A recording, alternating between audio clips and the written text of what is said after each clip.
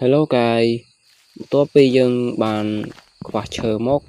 nhưng các bạn một cặp chờនៅខាងក្រៅផ្ទះដើម្បីយកមកធ្វើរបងបន្ថែមទៀតឈើខ្ញុំពិតជាត្រូវការច្រើនមែនទែនដើម្បីយកមកធ្វើរបងហើយមួយវិញទៀតខ្ញុំក៏បានយកមកប្រើប្រាស់ក្នុងសកម្មភាពផ្សេងៗផងដែរប៉ុន្តែអ្នកទាំងអស់គ្នាជួយមើលវីដេអូខ្ញុំដល់ចប់ផងដើម្បីផ្ដល់ជាកម្លាំងចិត្តសម្រាប់ខ្ញុំក្នុងការធ្វើវីដេអូបន្តទៀតការកាប់ឈើពីមួយដើមទៅមួយដើមចេះតែអូសបន្លាយពេលវេលាពីមួយថ្ងៃទៅមួយថ្ងៃធ្វើឲ្យការចំណាយពេលរបស់ខ្ញុំទៅលើការកាប់ឈើនេះវារាំងយូរបន្តិចហើយប៉ុន្តែដើម្បីជាផលប្រយោជន៍រួមនឹងប្រើប្រាស់រួមគ្នាផងខ្ញុំក៏បានខំប្រឹងចំណាយពេលបន្តិចបន្តួចដើម្បីយកឈើទៅប្រើប្រាស់បន្ទាប់ពីយើងបានចំណាយពេលរៀងយូរបន្តិចហើយបន្ទាប់ពីបានឈើរៀងច្រើននិងគ្រប់គ្រាន់ហើយយើងក៏បានមករៀបអីវ៉ាន់ខ្លះចូលហាប់ព្រោះថាអីវ៉ាន់នៅក្នុងខ្លួនរបស់យើងវាច្រើនមែនទែនដែលធ្វើឲ្យពិបាកក្នុងការដាក់អីវ៉ាន់ផ្សេងតាមខ្លួនទៀតមើលតែអីវ៉ាន់ក្នុងខ្លួនខ្ញុំនិងក្នុងហាប់នេះក៏ដឹងដែរថាមានភាពរញ៉េរញ៉ៃប៉ុណ្ណាបន្ទាប់ពីរៀបអីវ៉ាន់រួចក៏ខ្ញុំបានមកបំបែកឈើអស់រៀងច្រើនដែរដើម្បីយកមកក្រាស់ធ្វើជារបងយកមកដាក់បំពេញកន្លែងដែលនៅសល់រៀងច្រើនដែរនៅខែជាពាក់កណ្ដាលផ្ទះក៏អាចថាបានដែរហើយខ្ញុំបានចំណាយពេលរៀងយូរមែនទែននៅក្នុងការដាក់របងនេះមើលតែក្នុងវីដេអូនេះក៏ដឹងដែរថាវាពិតជាខ្ជិលមែនទែនក្នុងការដាក់របងពីមួយទៅមួយពីមួយថ្ងៃទៅមួយថ្ងៃខ្ញុំសុខចិត្តចំណាយពេលដែលយកពេលនោះមកធ្វើអ្វីផ្សេងប្រហែលជាមានប្រយោជន៍ជាងនេះប៉ុន្តែខ្ញុំយកពេលជាច្រើនយកមកធ្វើរបងភូមិពិតជំនាញផ្ទះបើសិនបើខ្ញុំធ្វើជាអីដែលសាមញ្ញឬក៏សាងសង់អីផ្សេងប្រហែលជាអាចនឹងងាយស្រួលនិងសប្បាយជាងនេះបន្ថែមទៀតក៏អាចថាបានដែរបន្ទាប់ពីវីដេអូបន្ទាប់ទៀតខ្ញុំនឹងធ្វើអ្វីដែលខុសប្លែកជាងនេះបន្ថែមទៀតហើយយើងក៏បានមករៀបថ្មនៅខាងលើរបងបន្ថែមទៀតដើម្បីឲ្យវាមើលទៅវាស្អាតជាងមុននិងមើលទៅខុសប្លែកជាងមុនបន្ថែមទៀតខុសពីភូមិខ្ញុំពីមុនខាងនោះមើលទៅរបងវាអត់សូវជាស្អាតប៉ុន្មានទេប៉ុន្តែខ្ញុំនឹងកែកុននៅភូមិខាងនេះធ្វើឲ្យមើលទៅវាស្អាតជាងភូមិខាងមួយទៀតឥ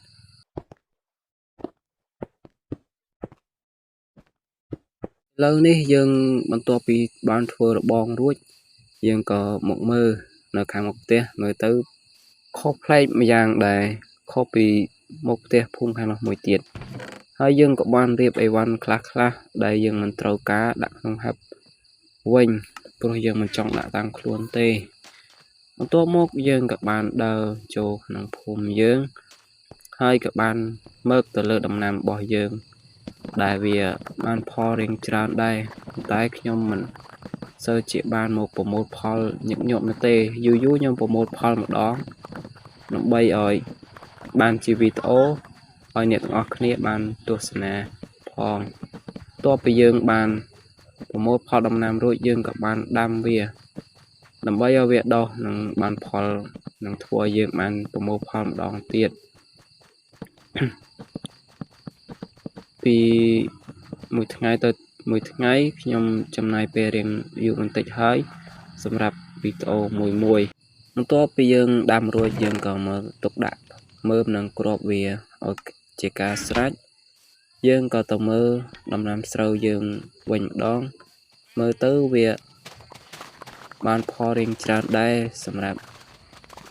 ការដាំរបស់ខ្ញុំនេះវាពិតជាបានផលរៀងច្រើនប៉ុន្តែខ្ញុំមិនទាន់តែមានគំនិតក្នុងការធ្វើអ្វីផ្សេងនោះទៀតទេខ្ញុំក៏យកដំណាំរៀងច្រើនដែរដើម្បីឲ្យជាមវាស៊ី តបមកយើងក៏ដាក់ដាំវាឲ្យអស់ទៅដោយសារយើងខ្ជិលទុកគ្រាប់ទុកអីព្រោះរៀងច្រើនដែរស្រូវយើងមិនដឹងថាទុកទៅបានប្រយោជន៍អីយើងក៏ដាំបានចោលខ្លះមើលទៅរបងនេះដឹងមកពីខាងណាទៅពេកក៏កាប់ចោលទៅ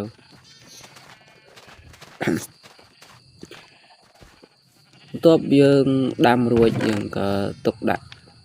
ស្រូវទុកដាក់ខ្លះហើយក៏យកទៅតាមខ្លួនខ្លះដើម្បីយកទៅឲ្យសត្វលើកនេះយើងមកមើលដំណាំការ៉ុតយើងម្ដងការ៉ុតយើងក៏រៀងមានច្រើនដែរហើយទទួលបានផលពីការដាំនោះក៏បានច្រើនផងដែរយូរខ្ញុំមកមើលម្ដងទេរសារអីរវល់ខ្លាំងពេកមិនសូវជាបានមើលខ្លះច្រើនទេតបពីយើង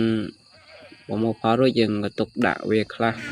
និងទុកតាមខ្លួនខ្លះដើម្បីយកទៅឲ្យសត្វយើងនៅខាងនោះមកទៀតយើងក៏មកមើលមន់របស់យើងក៏មានច្រើនដែរហើយមានពងមានអីទៀតព្រោះឲ្យខ្ញុំមានអារម្មណ៍ថាចង់ធ្វើនំខេកយ៉ាងម៉េចទេអាចនឹងខាងមុខយើងនឹងធ្វើនំខេកទៀតបន្ទាប់ពីយើងដាក់ចំណីមន់រួចយើងក៏ទុកដាក់គ្រាប់ស្រូវខ្លះនិងដើម្បីកុំឲ្យវាមើលទៅក្នុងខ្លួនយើងមិនមានអីច្រើនពេកត្រឡប់មកវិញយើងក៏មកមើលអំពៅយើងដុះរៀងយឺតពេកដោយសារយើងមិនដាំលើដីខ្សាច់តែយើងដាំលើដីធម្មតាធ្វើឲ្យការលូតលាស់របស់វាយឺតពេករៀងបានច្រើនដែរអំពៅយើងបន្ទាប់មកយើងក៏បានដើរមកជំនាញផ្ទះខ្លះដែរនេះជាខាងក្រោយផ្ទះពណ៌ខ្មៅនេះជាផ្ទះរបស់មិត្តភក្តិខ្ញុំម្នាក់ទៀតគាត់បានឈប់លេងហើយគាត់បានចូលលេងជាមួយខ្ញុំរយៈពេលមួយថ្ងៃប៉ុន្តែគាត់ត្រឡប់ចូលមកវីដេអូយើងវិញខ្ញុំក៏បានមកមើលដំណាំដលងយើងវិញដលងយើងក៏រៀងច្រើនដែរយើងក៏បានប្រមូលផលផងយកមកដាំផងមើលទៅសាច់ជ្រូកនេះឃើញដលងយើងឃ្លានដលងយើងបាត់អត់ដឹងយ៉ាងម៉េចយើងក៏មកមើលគោយើងម្ដងគោយើងក៏ខាំឲ្យចំណីយូរដែរមើលវាតិចពេកហើយបន្ទាប់ពីយើងឲ្យចំណីរៀងយូរបន្តិចយើងក៏ងាកទៅមើលការឲ្យចំណីជ្រូកជាលើកចុងក្រោយដើម្បីចិត្តនឹងខាត់ចូលដល់ការបញ្ចប់វីដេអូរបស់យើងក៏ឲ្យចំណីជ្រូកខ្លះដើម្បីឲ្យវាឆាប់បានផលនិងទទួលបានមកវិញគឺសាច់ជ្រូកនិង experience ខ្លះផងដែរបន្ទាប់ពីយើងឲ្យចំណីជ្រូករួចយើងក៏មើលជុំវិញផ្ទះខ្លះផងដែរដើម្បីរំលឹកពីអតីតកាលដែលយើងធ្លាប់លេងជុំគ្នាជាមួយមិត្តភក្តិក្នុងវីដេអូខ្ញុំដែលបញ្ចូលសំឡេងនេះវាពិតជាមានសំឡេងរំខានខ្លះដែរស្អីខ្ញុំអង្គុយនៅខាងមុខផ្ទះមិនដឹងយ៉ាងម៉េចទេបន្ទាប់មកយើងក៏ខិតចូលមកដល់ការបញ្ចប់វីដេអូរបស់យើងនឹងជួបគ្នានៅវីដេអូក្រោយ